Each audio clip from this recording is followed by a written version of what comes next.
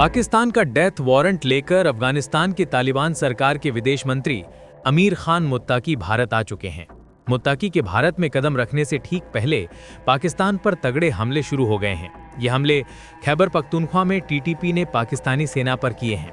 खैबर पख्तूनख्वा अफगानिस्तान से border share करता है।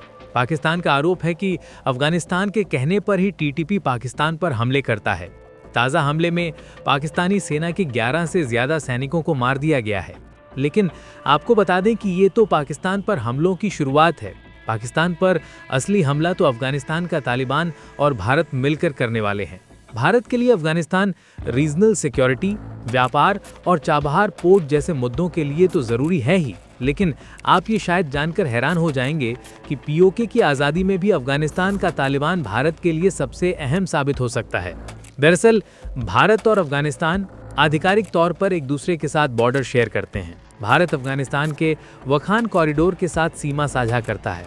भारत का जो इलाका अफगानिस्तान के वखान कॉरिडोर से लगता है वो पीओके का गिलगिट बाल्तिस्तान है। भारत के आधिकारिक मैप को आप देखेंगे तो गिलगिट बाल्तिस्तान के जरिए ही भारत वखान कॉरिडोर से जुड़ा हुआ है। लेकिन वास्तविक स्थिति में गिलगिट बाल्तिस्तान पर अभी पाकिस्तान का कब्जा है। लेकिन अब पाकिस्तान को भयंकर डर सता रहा है कि अफगानिस्तान की मदद से भारत गिलगिट बाल्तिस्तान को अपने कब्जे में दोबारा ले सकता है। इसीलिए मुत्ताकी के आने से पहले भारत ने कई बार पीओके पर बयान दिए हैं। पाकिस्तान को ये डर भी सता रहा है कि अफगानिस्तान भी चाहता है कि अब वास्तविक तौर पर वो भारत के साथ सीधे संपर्क में आ जाए। वैसे पाकिस्तान का ये डर गलत नहीं है, क्योंकि गिलगित बाल्तिस्तान को पाकिस्तान से छीनने के लिए भारत और अफगानिस्तान बहुत बड़ा खेल शुरू कर चुके हैं। खेल की शुरुआत कुछ समय पहले अफगानिस्तान ने की थी, लेकिन इसे अंजाम तक भारत पहुंचा रहा है। पहले अफगानिस्तान का धमाका देखिए। कुछ समय पहले ही तालिबान ने अफगानिस्तान के नक्शे की समीक्षा करते हुए कहा है कि हमारा वखान कॉरिडोर भारत के जम्मू कश्मीर से लगता है। यानी तालिबान ने आधिकारिक ऐलान कर दिया कि पीओके भारत का हिस्सा ही है। तालिबान ने गिलगिट बाल्तिस्तान को भारत का बताया है। जानकारी के लिए बता दें कि वखान कॉरिडोर भारत के लिए एक कूटनीतिक खजाना हो सकता है। वखान कॉरिडोर 300 से 350 किलोमीटर लंबी जमीन की एक पट्टी है। इसकी चौड़ाई 10 से 65 किलोमीटर तक की है। अगर वखान कॉरिडोर तक भारतीय सेना पहुंच गई तो भारत सीधे सीधे अफगानिस्तान से जुड़ जाएगा। लेकिन अभी दिक्कत यह है कि गिलगिट बाल्तिस्तान में पाकिस्तानी सेना के साथ साथ चीन भी सीपैक के जरिए बैठा हुआ है। लेकिन यहीं पर भारत में अपनी रणनीति शुरू कर दी है और भारत के इस रणनीति के नतीजे आने भी शुरू हो गए हैं।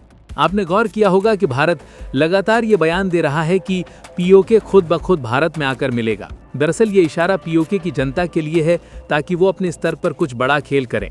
भारत का ये इशारा गिलगिट बाल्तिस्तान के लोगों ने समझ भी लिया। इसीलिए गिलगिट बाल्तिस्तान के लोगों ने पिछले कुछ महीने से पाकिस्तानी सेना और सीपैक में काम कर रहे चीनी वर्कर्स का जीना मुश्किल कर दिया है। गिलगिट बाल्तिस्तान के लोग बड़ी बड़ी सड़कों और हाईवेज को जाम करके बैठे हैं।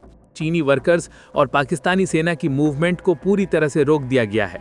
नतीजा ये हुआ कि गिलगिट बाल्तिस्तान में सीपैक परियोजना में काम करने वाले चीनी वर्कर्स फंस गए हैं। वो इतने परेशान हो गए हैं कि उन्होंने जीवन दान मांगना शुरू कर दिया है। हाथ में बोर्ड लेकर चीनी वर्कर्स बोल रहे हैं कि हमें चीन वापस जाना है।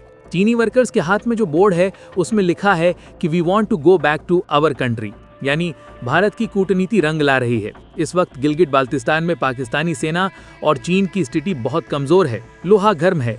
भारत और अफगानिस्तान चाहे तो तुरंत चोट कर सकते हैं। भारत और अफगानिस्तान चाहे तो वो सीधे सीधे जमीन के रास्ते एक दूसरे के संपर्क में आ सकते हैं।